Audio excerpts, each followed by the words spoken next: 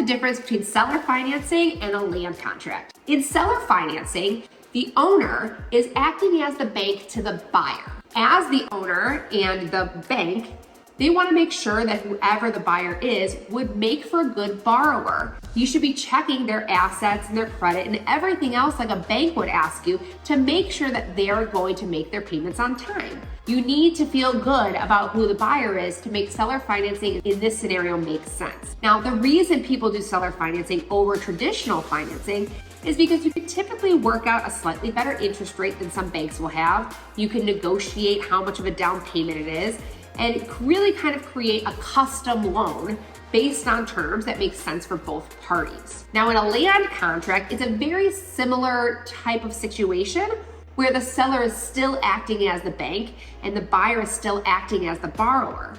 The difference is the title is never put in the buyer's name until after the loan is paid in full.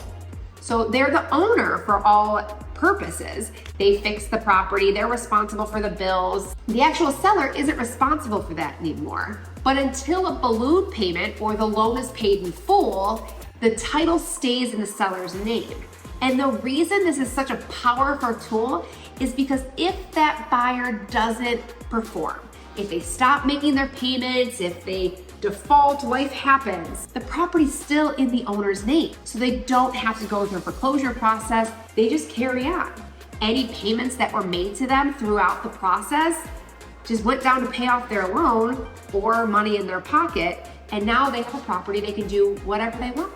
Please talk to an attorney and make sure they draft you up a custom contract that outlines every term, and there's a lot of them. Creative financing is a super strong tool that you can use to close more deals. You just have to know how to use them and when to use them. I made a Facebook post recently talking about a portfolio I had sold using a land contract, and it got a ton of responses. So many people wanting to know the difference between a land contract, seller financing, and different types of creative ways to finance a deal. So I thought we should probably outline what the differences are between seller financing and a land contract. You can use creative financing so many different ways. You just need to know how to use them, when to use them, and have somebody there to help and guide you throughout the entire process. My name is Erin Thomas. I am happy to answer any questions you have about real estate, especially with multifamily or investments in Northeast Ohio.